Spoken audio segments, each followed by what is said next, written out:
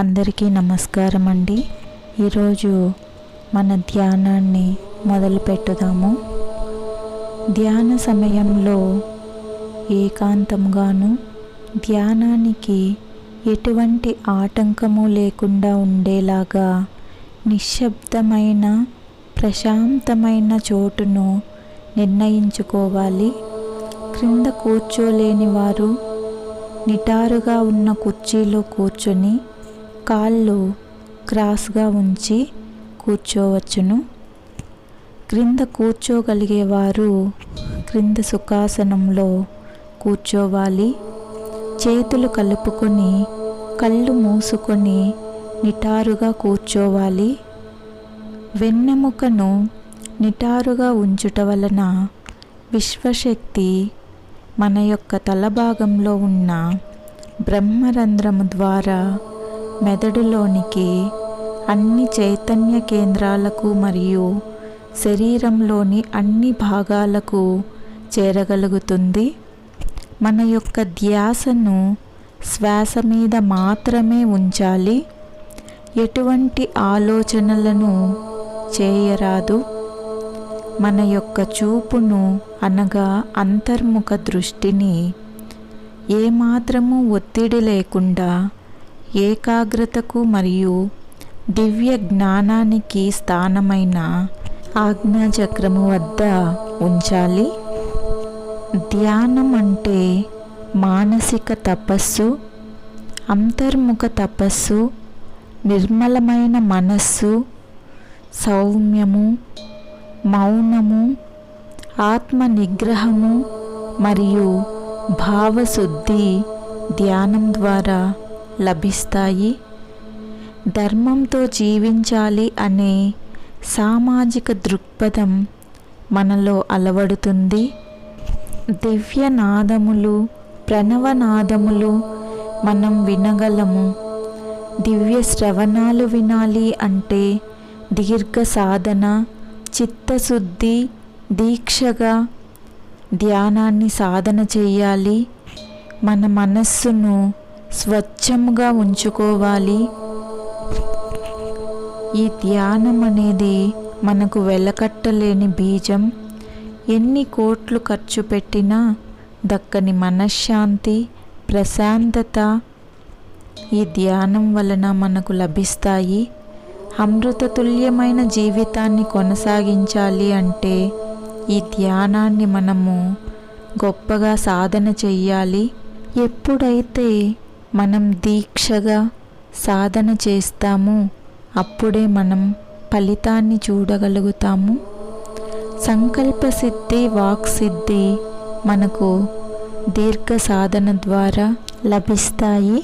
మనము ఎటువంటి ఆలోచనలు లేకుండా ధ్యానాన్ని కొనసాగించాలి.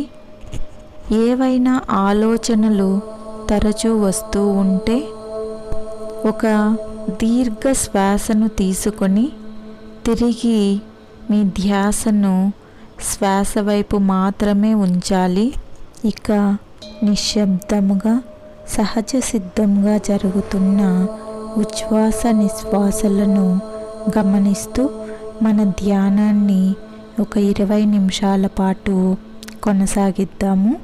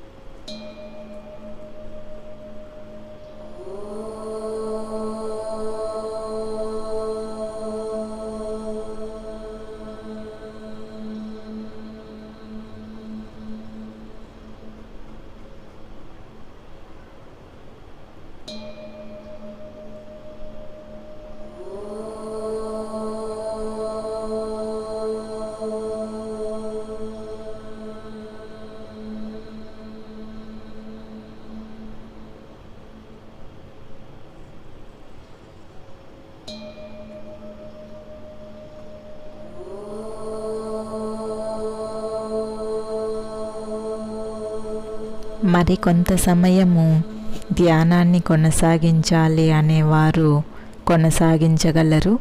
ఇక చాలు అనేవారు విరమించగలరు. ధన్యవాదములు.